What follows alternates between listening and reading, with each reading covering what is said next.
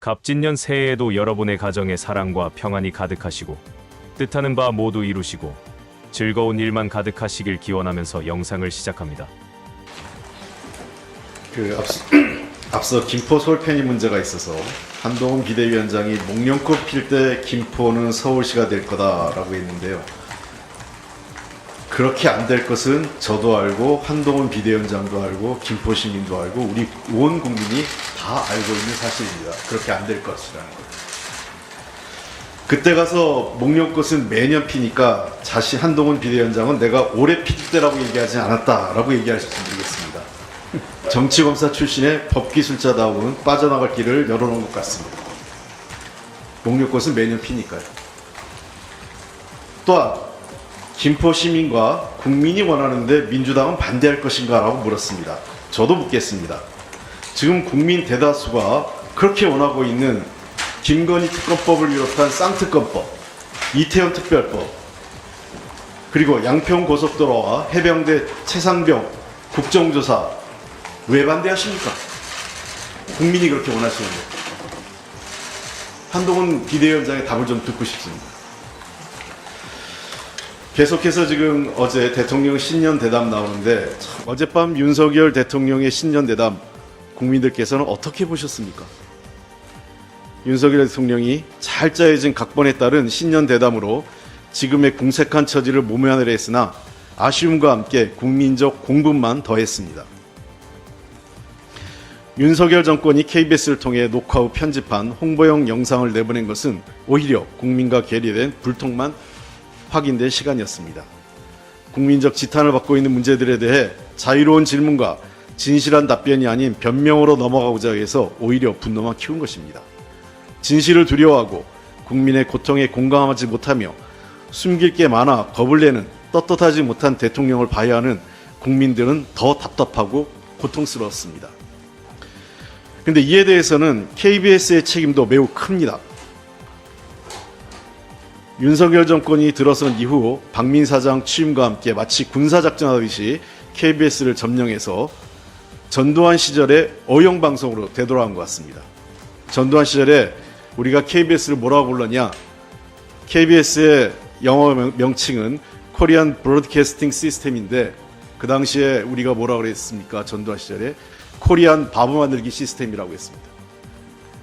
KBS가 다시 그런 비아냥을 듣는 그런 어용방송으로 돌아오고 싶습니까? 박민 사장님, KBS 구성원들은 지금 KBS의 현 주소를 매우 부끄럽게 생각하고 있습니다. 그 책임은 박민 사장에게 있습니다. 아울러 대통령의 말은 국민에게 위로와 희망을 주고 국민을 하나로 모으는 역할을 해야 합니다. 그러나 거듭되는 실정과 잘못에도 반성 한마디 없이 변명으로 시작해 자기 합리화로 끝낸 빈 껍데기 대담이었습니다. 국민이 듣고자 했던 진실한 사과와 반성, 위로와 공감 어느 것 하나 담겨있지 않았습니다. 대통령이 받은 선물과 수백억을 낭비해 꾸민 집무실 자랑만 늘어놓은 것입니다. 명품백을 명품백이라 부르지 못하는 앵커, 뇌물성 명품백 불법 수수 문제를 아쉽다고 넘어가려는 모습은 국민과 법 위에 군림하는 오만을 다시 확인시켜줬습니다. 윤석열 대통령은 정치검사 시절 범죄 혐의자가 죄를 저지르는 것은 아쉽다. 다음부터는 안 그러겠다고 하면 본인이 그런 혐의자를 풀어줬는지 한번 묻고 그 답을 듣고 싶습니다. 진솔한 사과와 반성을 원하는 국민들을 더 이상 화나게 해서는 안 됩니다. 이태원 참사, 해병대원 순직 사건, 김건희 여사 주가 조작 의혹 특검 등 국민적 의혹과 지탄을 받고 있는 문제들에 대해서는 질문도 언급도 없었던 것은 대통령이 왜 기자회견을 겁내면서 피하고 있는지만 분명하게 알려준 것입니다. 정권이 아닌 국민의 방송이 되어야 하는 공영방송 KBS의 정권 홍보방송 전락을 지켜보는 것도 국민에게 큰 고통이었고 실망이었습니다. 윤석열 대통령은 청와대가 구중궁궐이라며 용산으로 집무실을 옮기는 명분으로 삼았습니다. 그러나 지금 구중궁궐에 갇혀 제왕적 권력에 취해 있는 것은 바로 자신이지 않은가 되돌아보기 바랍니다. 미국 백악관의 최장수 출입기자였던 헬런 토마스 여사의 말로 이 문제를 마치겠습니다. 대통령의 질문할 수 없는 사회는 민주주의 사회가 아니다. 질문하지 않으면 대통령은 왕이 된다. 민주당이 국민의힘 공약을 베꼈다는 말이 나오자 민주당에서 조근조근 팩트를 설명했습니다. 장님께서 먼저 발언하시겠습니다. 네, 오늘은 최근 국정을 책임지고 있는 국민의힘이 야당이 정책을 카피를 했다 이렇게 운운을 하면서 국민들 앞에 거짓을 호도하고 있는 행태 또 낱낱이 지적을 하고자 합니다. 먼저 철도 지하화 공약, 아마 우리 언론인 여러분들 그 일련의 과정을 지켜보셨으니까 소상히 아시리라고 생각을 합니다. 우리 더불어민주당 의원님들의 대표 발의와 주도로 이 제정이 돼서 지난 1월 9일 본회의를 통과를 했던 철도 지하화법, 아마 다 기억을 하실 것입니다. 이 철도 지하화법이 기본 토대가 되어서 이 철도 지하화법에 이 계획된 사업들을 추진하는 것이 바로 철도 지하화 공약이었습니다. 우리 민주당은 법안 통과 이후에 전문가 토론회를 통해서 의견을 충분히 수렴을 했고 또 수렴된 의견을 바탕으로 해서 철도 지하화 공약을 완성을 해 국민들한테 발표를 했습니다. 이러한 우리 민주당 철도 지하와 관련 일정들을 숨가쁘게 뒤쫓아오면서 부랴부랴 공약을 만들고 억지로 우리 야당 공약 발표에 하루 앞서서 공약을 발표를 했던 당사자는 바로 여당입니다. 그럼 카피는 누가 했습니까? 또 두 번째, 요양병원 간병비 급여화, 그리고 세 번째, 경로당 점심 제공 공약도 똑같습니다. 이미 아시는 것처럼 시기적으로 봐도 우리 민주당이 훨씬 먼저 국민들 앞에 제시하고 또 공표를 했던 총선 공약들입니다. 양심이 있다면 정부 여당은 민주당에게 정책을 카피했다? 이런 말도 안 되는 얘기를 할 수 없을 것입니다. 그렇지만 저희들은 이렇게 생각합니다. 국민을 위한 정책을 누가 먼저 냈느냐 별로 중요하지 않습니다. 주도권이 중요한 것이 아니고 여야가 경쟁을 하면서 대한민국 국민을 위한 정책을 내놓는다면 그것은 적극 환영할 만한 일입니다.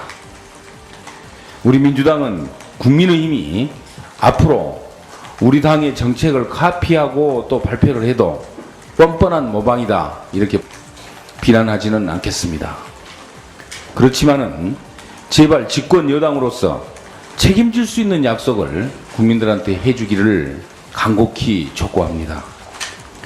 대선 이후에 생각을 해보면 폐기된 수많은 공약들이 있습니다.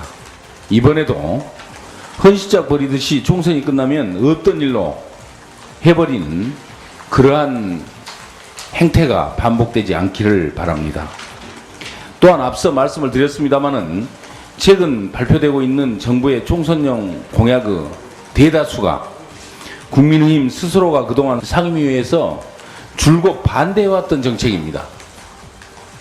최소한 국민들 앞에 이런 자기부정과 같은 행태는 보이지 말아야 합니다.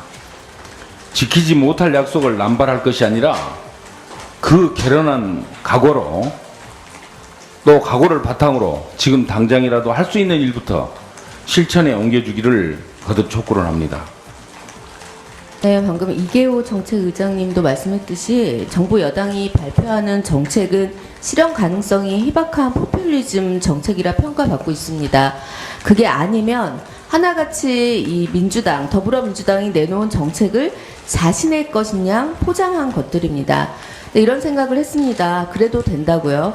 그래서 민생이 좋아진다면야 무슨 상관이 있겠습니까?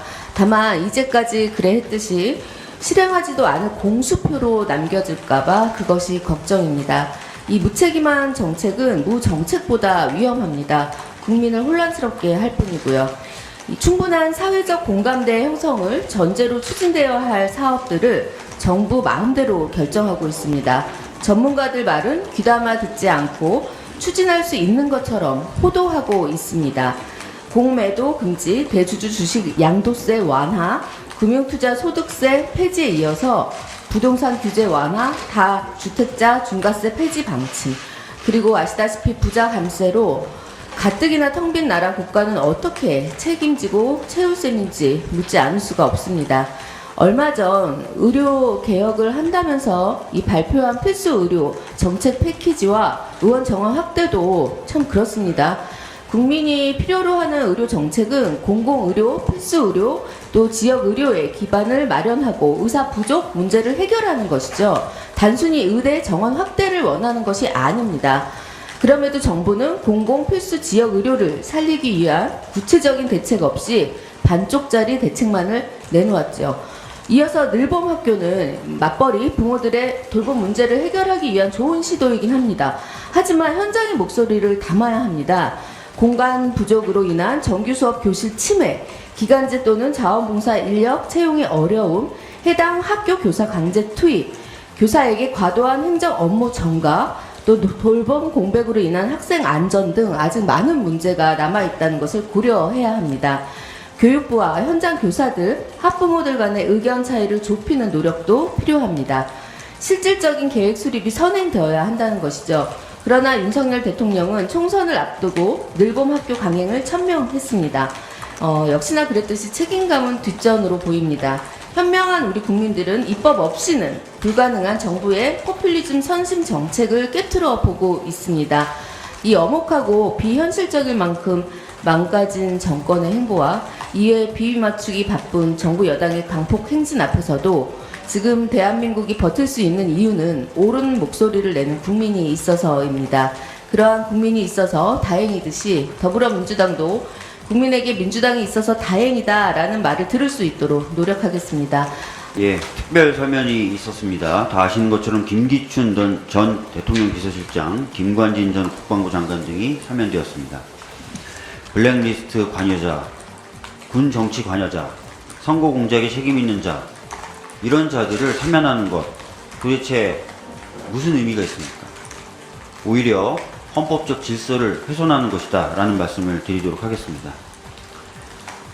이렇게 형사사법체계 그리고 헌법의 원칙에 근간까지 흔드는 윤석열 대통령의 사면권 남용 반드시 국민적 심판을 받을 것이다 라는 말씀을 드리겠습니다. 오늘 영상은 여기까지입니다. 시청해주신 여러분 고맙습니다.